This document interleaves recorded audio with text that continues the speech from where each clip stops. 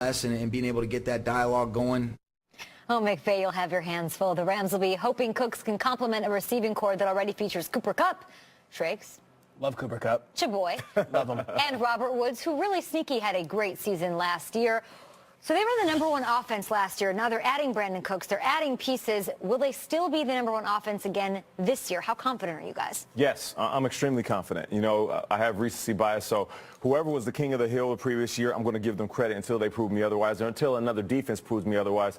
Right now, the Eagles are the best team. The best offense is the Rams, and they added Brandon Cooks. It's just going to open up things for that offense more than ever. You got to imagine, I know we talked about it a little bit yesterday, when you're going in and you're saying to yourself defensively, we have to stop Todd Gurley. And there were teams that did it last year.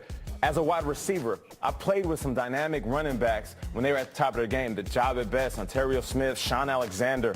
I played with these guys where I knew going into each game I could attack that #1 cornerback, that #2 cornerback, and there wouldn't be a safety worried about me because he's so worried about enforcing on the run. If you're Brandon Cooks, if you're Cooper Kupp, if you're any other receiver, tight end, running back in that offense, you can eat off the fact that the defenses are going to focus on Todd Gurley. So, yes, this offense is going to be explosive. I'm looking forward to Boy Genius and seeing what he's going to draw up because every single game, they can light up the skies. Who you got?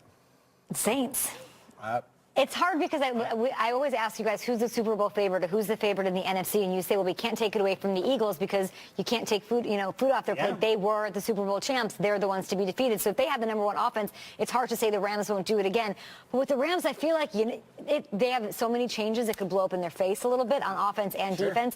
With the Saints, they started off a little rocky last year when they had Adrian Peterson still on the team. But when they started phasing him out and really working Alvin Kamara, a superstar, into the mix from week 3 on, Triggs, the Saints were the #1 offense. They were lights out, and they could be lights out next year because they bring everybody back.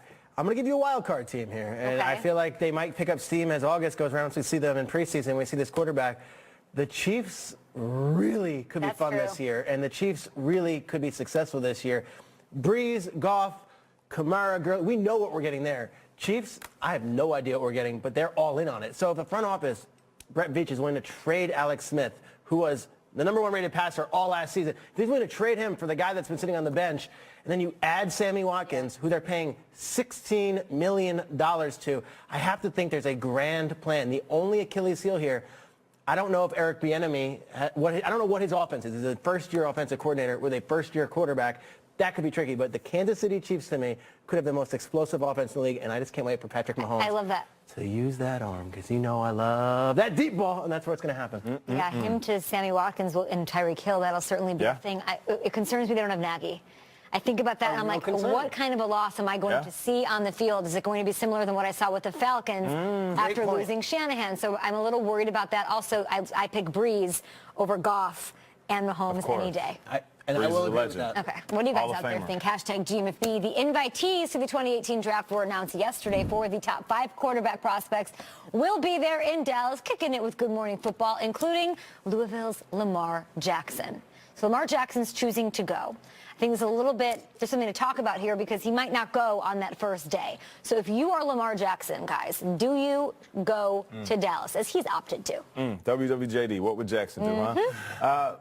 I say yes. I say go. You know, listen, it's a rare opportunity where you're talked about in that elite group of quarterbacks that are going to be drafted. Now, I think everybody has their mind made up that he's going to be on the tail end of the 4 quarterbacks that are going to. That's what I'm saying. He's going to be the tail end of those 4 quarterbacks, and he could anchor that thing. Now, we also could be in a situation where we look at Pat Mahomes last year, where all of a sudden the hype got so real, and during the draft, Kansas City said, you know what, we got to have him, and we're going to make this happen. Who's to say that doesn't happen in the draft? Who's to say the way that the picks knocked down, all of a sudden some team is sitting there middle of the pack or even late in the first round saying, you know what? We can't let this guy go by. What are we thinking? He's a Heisman winner. His rushing yards are crazy. He can throw the ball. He sits behind our vet. He's going to be our quarterback for the future.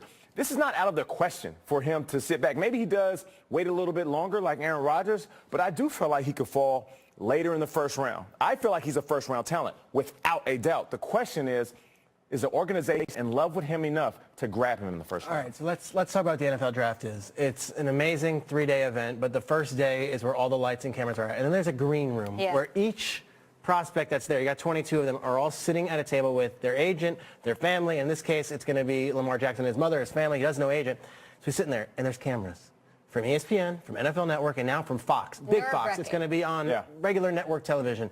And no secret sauce here, but when a top-rated prospect starts slipping in the draft, there is some drama there. So when Johnny Manziel started slipping, in between every pick, there was a camera sitting on Johnny Manziel, and they're naming Zach Martin to the Cowboys, and it's Johnny Manziel's reaction. Or in Aaron Rodgers' case, here we go. There's another player that's going off the board, and it's a camera stuck in your face. Is Lamar Jackson ready for that possibility? Because every player that goes to the draft has to be ready for that possibility. If he is, great, enjoy it. But I also think with Nate here on this one, if you want to be there, go. Enjoy the day. This is a cool week also, because from Tuesday, Wednesday, Thursday, and possibly Friday for these guys, you're with your draft brethren, and that bond is forever. So it could be a really cool experience for this guy. And you know what? He could go number 11 overall to the Dolphins for all we know, and we could all be stupid saying, maybe he shouldn't. But that is real. With Mahomes, That is real with that camera in your face. And it's not your high. Aaron Rodgers talks about it. Brady Quinn talks about it. It's a miserable few hours when the camera's there and you haven't been selected. I'm trying to liken it to something, and I'm sad that I can't liken it to anything that I would have dreamt about from when I was little. Like these kids, all of these prospects, from the guys taking in the first day to the third day, the guys who weren't invited to the combine to the guys who will go undrafted, they've had to have dreamt about that moment, walking up those stairs, down those stairs, off the stage, shaking the commissioner's hand, taking that photo, enjoying that moment from when they were little. So I don't want Lamar Jackson to pass that up. I don't want him to pass that up and have a great time doing it. And then you mentioned Aaron Rodgers, and all I can think is that didn't that help Aaron Rodgers at the end of the day? Like he plays that in his head, he sees, and he put all of that into this run the table, chip on the shoulder that ended up driving him. Like Lamar Jackson, that could be you. Is it really that? Is anybody talking about that except during draft season? Be the Aaron Rodgers of this draft class. No, it's 2 hours of potential misery for the rest of your career. I will say this: Jameis Winston didn't go to the draft. Mariota didn't go to the draft. Baker Mayfield's not going to the draft. It's not a crazy thing for these players not to attend the draft. I'm happy he is. It adds to the element, and Lamar Jackson might be the most exciting player in this entire NFL draft, so it could be great. Love it. We're just getting started here on Good Morning Football. Coming up, we'll take on the NFC and tell you which division will be the most watchable in 2018. And